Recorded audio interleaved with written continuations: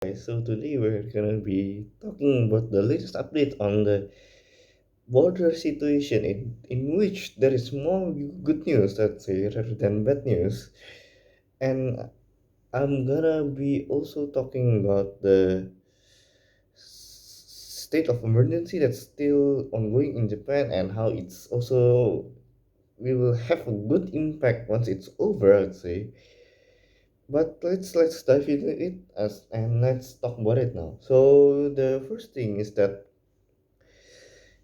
currently the border has been eased for most of the categories except for the couples, the I think the families and those kind of stuff and tourists especially also have not really been able to allowed in to get be allowed in.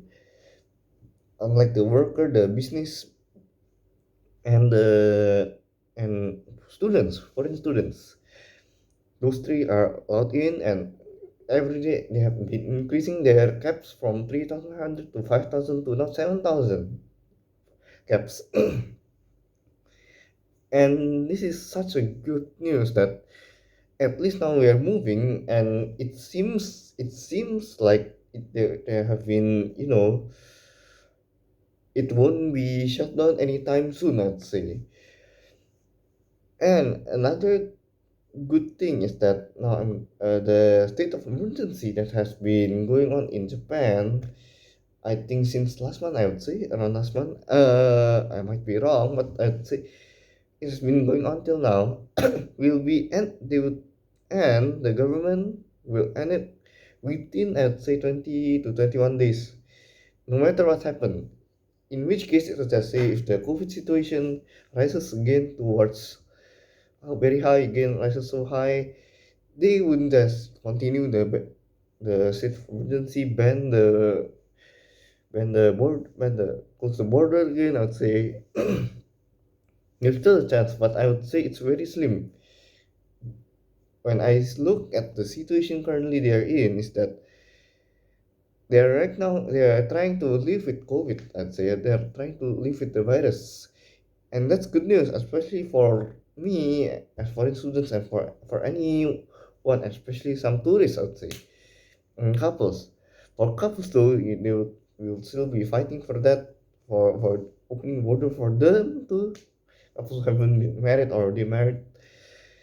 But then the good news is that it might end soon. The ban might end soon for them, as you can see. For me, if I would predict by probably around summer, I'd say, or autumn. During that time, I think tourists could come in. For couples, I still don't know the situation, but hopefully you can come in as soon as possible. I mean by spring, by now, or even by spring as the latest.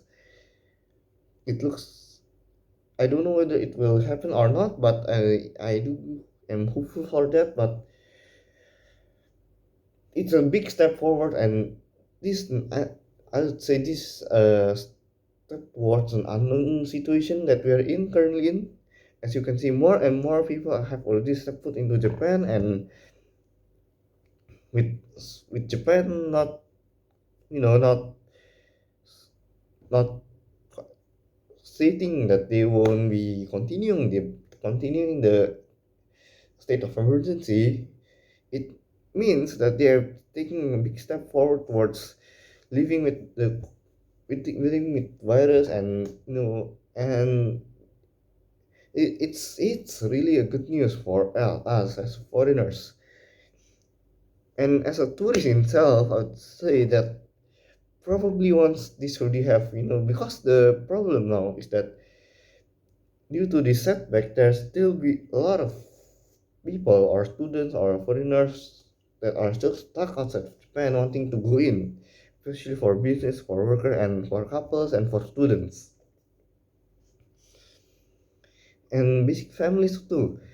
So probably they would sort all of this out first before the tourists could come in, because unless hasn't been sorted out and all, then tourists might be much more difficult in the future. So yeah, I would say the tourists might be around summer or autumn. The autumn might be the latest, I would say. But this only prediction is not the truth, the true timeline or anything. I still don't know whether it will happen, or this will go as smoothly as possible, in which I hope so. But alright, another good thing about this is that at least for me currently, I'm more worried about what happens if there's new virus again. When I read some articles in UK, I would say I do come across a new variant called Delta Crown, and it scares me to that this might be the next Omicron. I would say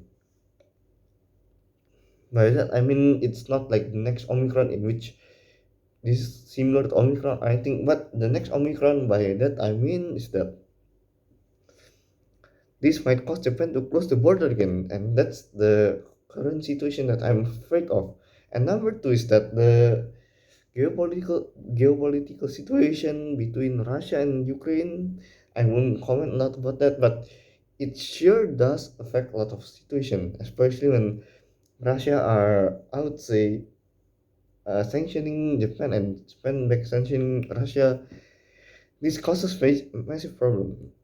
This could lead to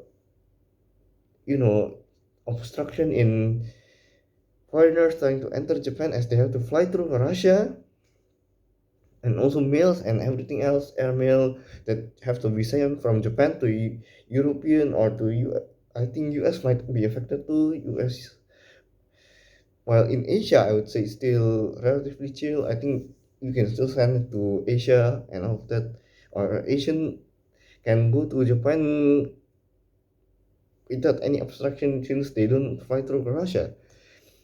But with such a tense situation going on within them, it's really worrying. In which case, I'd say, what happened if, let's just say, the flight all got cancelled, or flights are not able to fly through it.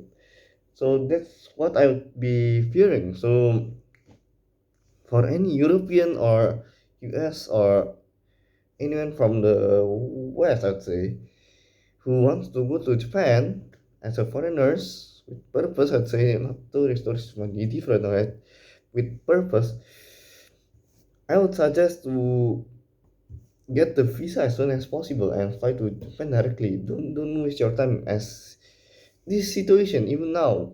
For me, I'm also trying to go there as quickly as possible, but of course, sometimes schools can be a bit slower, or on handling visas and stuff. But for me personally, if I have chance to go as early as possible, I would do that, especially in the West.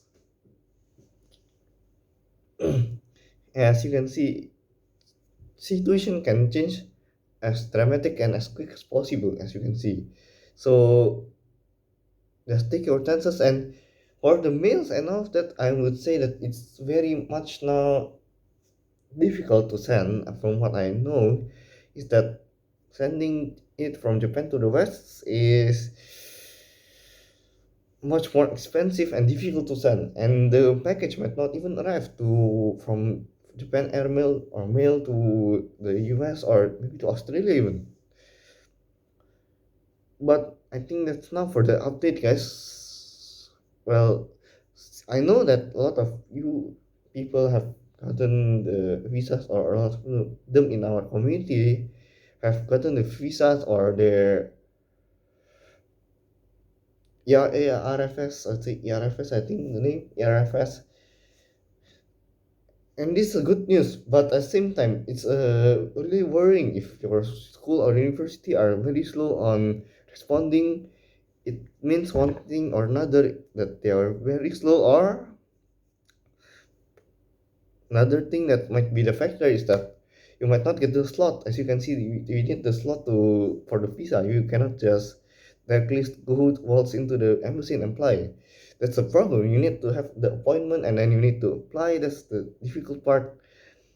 Once you get past that, directly book for a flight to no matter when, but and fly off. That's the thing.